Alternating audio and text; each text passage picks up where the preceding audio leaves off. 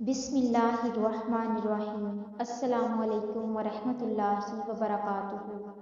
4 جملوں پر مشتمل یہ چھوٹا سا کلمہ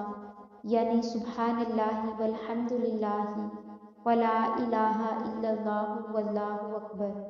جس کو تیسرے کلمہ کے نام سے جانا اور پہچانا جاتا ہے، یہ بڑا قیمتی اور مبارک کلمہ ہے اور احادیث طیبہ میں اس مختصر سے کلمہ کے بہت کثرت سے فضائل بیان کیے گئے ہیں۔ نبی کریم صلی اللہ علیہ وسلم کا ارشاد ہے، اللہ تعالیٰ کے نزدیک سب سے افضل کلام یہ 4 کلمات ہیں، یعنی تیسرا کلمہ۔ نبی کریم صلی اللہ علیہ وسلم کا ارشاد ہے، اللہ تعالیٰ کے نزدیک تمام کلاموں میں سب سے زیادہ محبوب اور پسندیدہ کلام یہ 4 کلمات ہیں، یعنی سبحان اللہ والحمد للہ ولا الہ الا اللہ واللہ اکبر۔ تمہارے لیے اس میں کوئی نقصان نہیں کہ تم ان میں سے کسی بھی کلمہ سے ابتدا کرو۔ نبی کریم صلی اللہ علیہ وسلم کا ارشاد ہے، میرے نزدیک یہ کلمہ یعنی سبحان اللہ والحمد للہ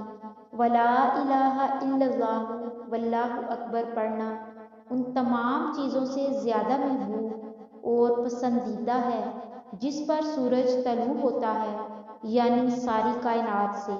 ایک روایت میں تیسرے کلمہ کے 4 کلمات میں سے ہر کلمہ کی الگ الگ فضیلت یوں بیان کی گئی ہے۔ چنانچہ ارشاد نبوی صلی اللہ علیہ وسلم ہے، جس نے صبح شام 100 مرتبہ سبحان اللہ پڑھا تو وہ ایسا ہے گویا اس نے 100 حج کیے۔ جس نے صبح شام 100 مرتبہ الحمدللہ پڑھا تو وہ ایسا ہے جیسے اس نے 100 مجاہدین کو اللہ کے راستے میں گھوڑے پر سوار کیا یا 100 جہاد کیے۔ جس نے صبح شام 100 مرتبہ لا الہ الا اللہ پڑھا تو وہ ایسا ہے جیسے اس نے حضرت اسماعیل علیہ السلام کی اولاد میں سے 100 غلاموں کو آزاد کیا۔ جس نے صبح شام 100 مرتبہ اللہ اکبر پڑھا تو اس دن اس سے زیادہ کوئی شخص عمل لے کر نہیں آ سکتا مگر وہ جس نے اس کے مثل یا اس سے بھی زیادہ یہ عمل کیا۔ ایک اور روایت میں ہے کہ نبی کریم صلی اللہ علیہ وسلم نے ارشاد فرمایا،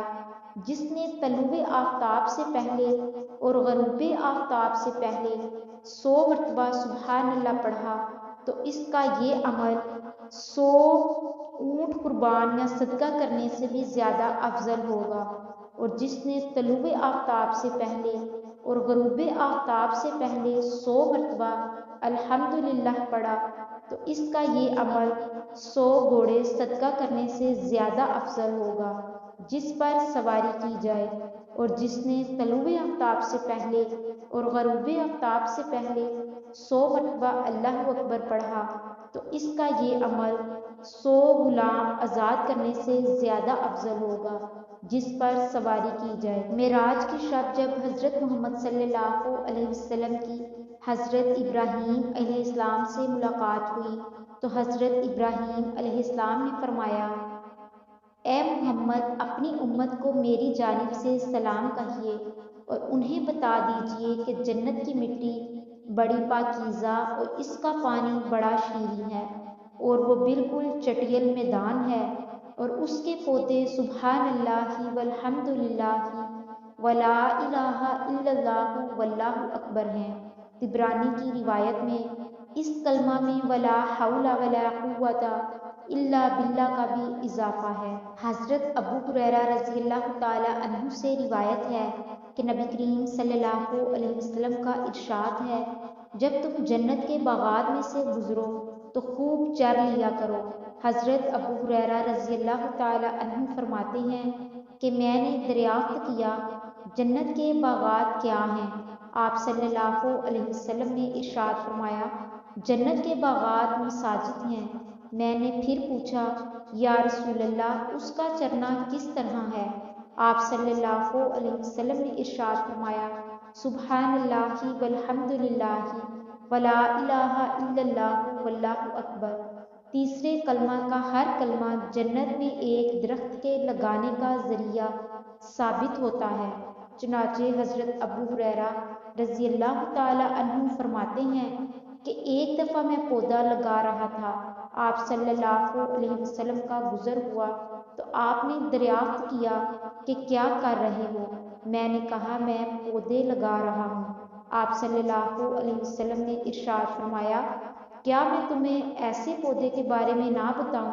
جو اس سے زیادہ بہتر ہے؟ میں نے کہا وہ کیا ہے؟ آپ صلی اللہ علیہ وسلم نے تیسرے کلمے کا ذکر کرتے ہوئے فرمایا کہ تیسرا کلمہ پڑھنے کے بدلہ میں جنت میں ایک درخت لگا دیا جاتا ہے۔ حضرت عمران بن حسین رضی اللہ تعالی عنہ سے مروی ہے کہ نبی کریم صلی اللہ علیہ وسلم نے ایک دفعہ فرمایا، کیا تم میں سے کوئی اس کام کے کرنے سے عاجز ہے کہ وہ روزانہ احد پہاڑ کے برابر عمل کرے؟ تو لوگوں نے کہا، یا رسول اللہ، اتنا عمل کرنے کی کس کے اندر طاقت ہے؟ آپ صلی اللہ علیہ وسلم نے ارشاد فرمایا، تم میں سے ہر شخص اس کی طاقت رکھتا ہے۔ لوگوں نے کہا، یا رسول اللہ وہ کیسے؟ آپ صلی اللہ علیہ وسلم نے ارشاد فرمایا، سبحان اللہ کہنے کا ثواب احد پہاڑ سے بڑا ہے، لا الہ الا اللہ کہنے کا ثواب احد پہاڑ سے بڑا ہے، الحمدللہ کہنے کا ثواب احد پہاڑ سے بڑا ہے، اللہ اکبر کہنے کا ثواب احد پہاڑ سے بڑا ہے۔ حضرت طلحہ بن عبید اللہ رضی اللہ تعالی عنہ نبی کریم صلی اللہ علیہ وسلم کا یہ ارشاد نقل فرماتے ہیں کہ اللہ کے نزدیک کوئی شخص اس مومن سے زیادہ افضل نہیں جس کو اسلام کی حالت میں زندگی عطا کی جائے اور وہ کثرت سے اللہ اکبر، سبحان اللہ، لا الہ الا اللہ اور الحمدللہ پڑھتا ہو۔ حضرت انس بن مالک رضی اللہ تعالی عنہ فرماتے ہیں کہ نبی کریم صلی اللہ علیہ وسلم کا ایک درخت کے پاس سے گزر ہوا جس کے پتے سوکھے ہوئے تھے۔ آپ صلی اللہ علیہ وسلم نے اسے اپنی لاٹھی سے مارا تو اس کے پتے اور بھی جھڑنے لگے۔ آپ صلی اللہ علیہ وسلم نے فرمایا، سبحان اللہ والحمدللہ ولا الہ الا اللہ واللہ اکبر کا پڑھنا بندے کے گناہ کو اس طرح کثرت اور تیزی کے ساتھ گرا دیتا ہے جیسے اس درخت کے پتے گر رہے ہیں۔ حضرت عبداللہ بن عمر رضی اللہ تعالی عنہ سے روایت ہے کہ نبی کریم صلی اللہ علیہ وسلم نے فرمایا، روئے زمین پر موجود جو شخص بھی سبحان اللہ والحمدللہ ولا الہ الا اللہ واللہ اکبر پڑھے تو اس کے گناہوں کی مغفرت ہو جاتی ہے، اگرچہ وہ سمندر کی جاگ سے زیادہ ہی کیوں نہ ہو۔ ایک روایت میں اسی فضیلت کو بیان کرتے ہوئے الفاظ یہ ذکر کیے گئے ہیں، لا الہ الا اللہ واللہ اکبر ولا حول ولا قوۃ الا باللہ۔ حضرت انس رضی اللہ تعالی عنہ سے روایت ہے کہ نبی کریم صلی اللہ علیہ وسلم نے فرمایا،